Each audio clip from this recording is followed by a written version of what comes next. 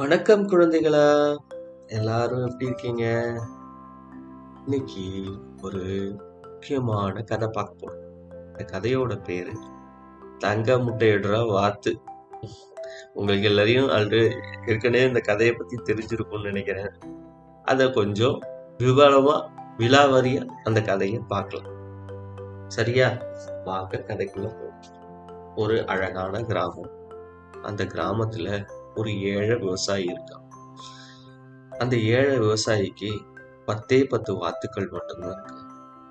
அந்த 10 வாத்துக்களை வச்சு தன்னுடைய குடும்பத்துக்கு உண்டான உணவு மற்றும் இதர செலவுகளை செஞ்சுக்கிட்டு ரொம்ப கஷ்டத்துல வாழ்ந்துட்டு இருக்கான். என்னடா இது, இந்த 10 வாத்துக்கள் தானே இருக்கு, இதை வச்சு குடும்பத்தை ஓட்ட வேண்டியதா இருக்கு அப்படின்னு சொல்லிட்டு ரொம்ப கஷ்டத்துல இருக்கான்.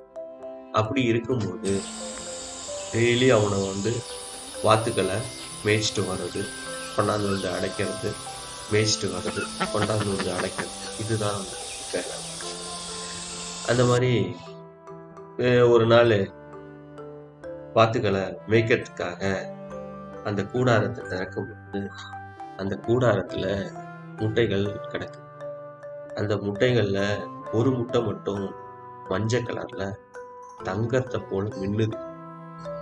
என்னடா அது, எல்லா முட்டையும் வெள்ளையாவும் இருக்கும், இல்லாட்டி சிறந்து போனா அப்புறம் ஒரு காப்பீது காட்ட கலர்ல இருக்கும். ஆனா இந்த முட்டை மட்டும் தங்கத்தை போல ஜொலிக்குது.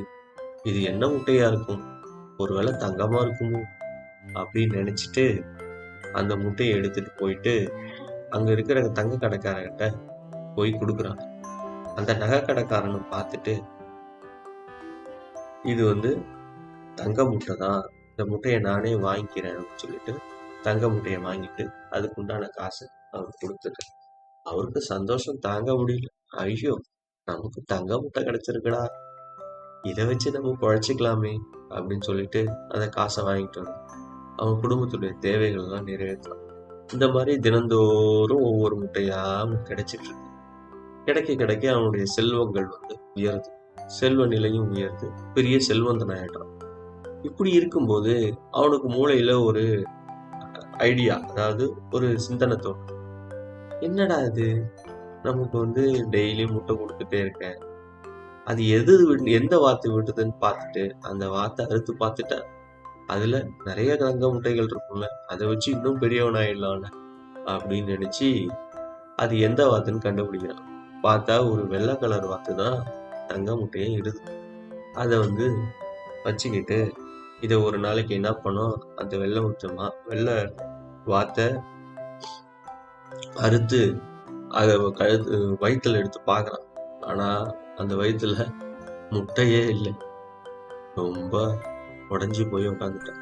ஐயோ, இப்ப வாத்து செத்து போச்சு, நான் என்ன பண்ணுவேன், மறுபடியும் தங்க முட்டைக்கு என்ன பண்ணுவேன், என்னுடைய பேராசையால நான் அந்த வாத்தை அறுத்துட்டேனே அப்படின்னு ரொம்ப வருத்தப்பட்டு அந்த தங்க முட்டை மறுபடியும் அவனுக்கு கிடைக்கல, அந்த வாத்தும் அவனுக்கு கிடைக்கல. மறுபடியும் இருக்கிற பணங்களை செலவு பண்ணிட்டு மறுபடியும் ஏழையாவே மாறிட்டான். புரியுதுங்களா?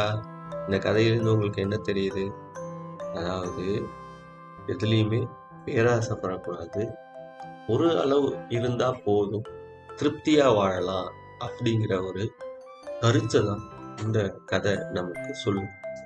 நன்றி குழந்தைகளே, இதே மாதிரி நீங்களும் திருப்தியோட வாழணும்னு சொல்லி உங்களை வாழ்த்துறேன்.